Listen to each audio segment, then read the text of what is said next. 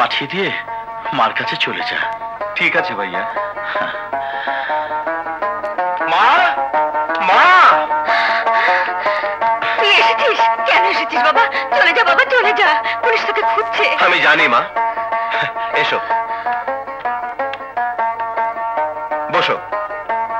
মা, তুমি কোনো চিন্তা করো না, আমি জুলিকে ওর বাড়িতে পাঠিয়ে দিয়েছি। খুব ভালো করেছিস বাবা। মা, আমি রোকেয়ার সাথে দেখা করে থানায় যাব। যা বাবা, যা। আসি মা। রোকেয়া, ছোট ভাইয়া। রোকেয়া, ছোট ভাইয়া, তুমি তুমি এখানে কেন এসেছো? যে তোমাকে গুলি করতে এতটুকু দ্বিধাবোধ করেনি, তার বাড়িতে তুমি কেন এসেছো? এসেছি এসেছি আমার আদরের বোনটিকে দেখতে। না ভাইয়া, তুমি চলে যাও, ও এখন বাসায় আছে। আরে তাতে কি হয়েছে?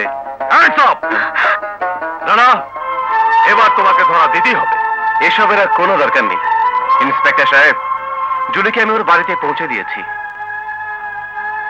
কিন্তু তোমার নামে জুলিকে অপহরণে যে মামলা থানায় রয়েছে, ওরা যদি সে মামলা তুলে না নেয়, আমি তোমাকে ছাড়তে পারি না। কেন পারো না?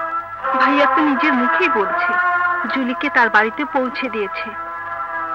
সেটা প্রমাণ করার জন্যই ওকে আমার সাথে থানায় যেতে হবে রোকেয়া।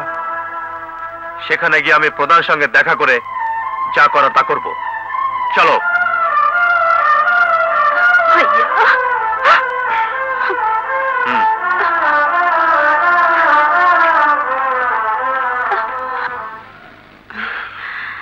মা জুলি, ওই শয়তান রানা তোর কোনো ক্ষতি করেনি তো? না বাবা, ভালো মানুষ কারো ক্ষতি করে না। ভালো মানুষ? হ্যাঁ বাবা, রানা সত্যিই ভালো মানুষ।